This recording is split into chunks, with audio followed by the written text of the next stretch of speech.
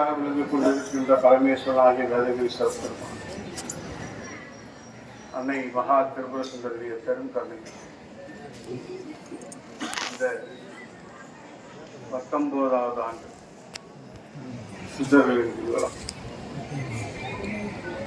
இறைவனோடு சித்தர்களோடும் அவருடைய ஆசையோடும் தற்போது நடைபெற்றுக் கொண்டு யார் இந்த சித்த பெருமக்கள்? சித்தர்களுக்கும் நம்முடைய வேதகிரீஸ்வருடைய மலைக்கும் என்ன தொடர்பு? நம்மோடு வாழ்ந்து பயணித்து இந்த உலகில் எப்பொழுதும் உலக மக்களுக்கு நன்மையே செய்ய வேண்டும் என்கின்ற பெரும் கருணையினால் தன்னுடைய உடலை மகா யோக நிலைக்கு உட்படுத்தி மகா சித்தனாக எப்பொழுதும் அழியாத பேறு பெற்ற மக்களே சித்தபிரம. அந்த வகையில் அகஸ்திய பெருமான் முதல் சித்தனாக விளங்குகின்றார். அகஸ்தியர் அவருடைய பெருமைகளை பற்றி சொல்வதற்கு வார்த்தைகளே. உலகத்தில் இருக்கின்ற அத்தனை நாடுகளிலும் அகத்தருடைய கால் தடம் பதியாத இடமே இல்லை என்பதுதான் உண்மை. இந்த உலகத்தில் கோடிக்கணக்கான எங்கிருந்த சித்தகங்கள் இருந்தாலும் பரமேஸ்வரனுடைய கருணையால் பரமேஸ்வரனுடைய திருமணம் நடக்கின்ற போது தென் திசை தாழ அந்த இடத்துக்கு அகத்தியனை அனுப்பி இந்த பூமியை நிலைபெறச் செய்த அற்புதமான நிகழ்ச்சி நடந்தது. திருக்கைலாசத்தில் திருமணமும் கொள்கை என்கின்ற சேத்திரத்திலே அகத்திய முனியுடைய கால் கடமும் பதிய உலகம் சமநிலைப்பட்டதாக நம்முடைய ஆனந்தமயமா சித்த பெருமக்களுடைய கண்ணையா இந்த புராணமானது சொல்றது.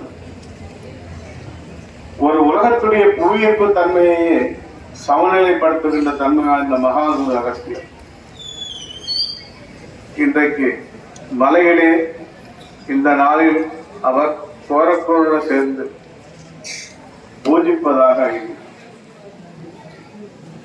சித்தர்கள் எதற்காக இறைவனை பூஜிக்க வேண்டும்? ஆண்டுக்கு ஒரு முறை சித்தர்கள் இந்த மலையில் தோன்றி இறைவனை பூஜிக்கிறார். அவ்விதம் பூஜிக்கும் போது பெரும் கருணை கொண்டு இங்க இருக்கின்ற மக்களுக்கெல்லாம் நன்மைகள் செய்ய வேண்டும் என்கின்ற எண்ணத்தில் இவர்கள் வருகின்ற நாளையும் நேரத்தையும் நமக்கு அறிவிக்கிறார். ஜீவநாடிகள் என்பது எழுதப்பட்ட ஓலைச்சுவடியில் இருந்து வடிவடிவமாக தோன்றுகின்ற எழுத்துக்கள் மூலம் செய்திகளை சித்தர்கள் உரைக்கிறார். எத்தனையோ கோடி மாந்தர்கள் இருந்தாலும் இந்த நேரத்தில் இத்தனை நபர்கள் மட்டும் இத்தளத்திலே இருக்க வேண்டும் என்று அவர்களால் நிர்ணயிக்கப்பட்டிருக்கிறது. சித்தகங்களை எல்லாம் நாம் பார்க்க முடியுமா என்று எல்லோரும் கேட்பார். நாம் பார்ப்பதை விட அவர்கள் நம்மை பார்க்கிறார்கள். அதற்குத்தான் நம்மை இந்த தருணத்திலே அழைத்திருக்கிறார். இங்கே இருக்கின்ற மக்களுடைய உள்ளங்களில் பல ஆயிரக்கணக்கான எண்ணங்களும் கவலைகளும் இருக்கு என்பது நான் அறிந்திருக்கிறேன். சொல்ல முடியாத சில சங்கடங்களை எல்லாம் வைத்திருக்கின்ற மக்கள் இங்கே இருக்கிறார். பிறந்து விட்டோம், பிறந்த இந்த வாழ்க்கையை எப்படியாவது கரையேற்றி தன் மக்களையும் தான் சார்ந்த குடும்பத்தையும் காப்பாற்ற வேண்டும் என்கின்ற எண்ணமே அதிகமாக இருக்கு.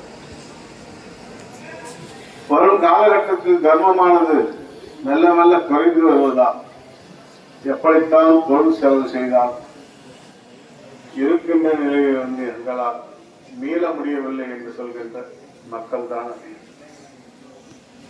இந்த கிரிவலம் எப்படி சிறப்பானது என்பதை பற்றி விளைவிக்கின்றோம்.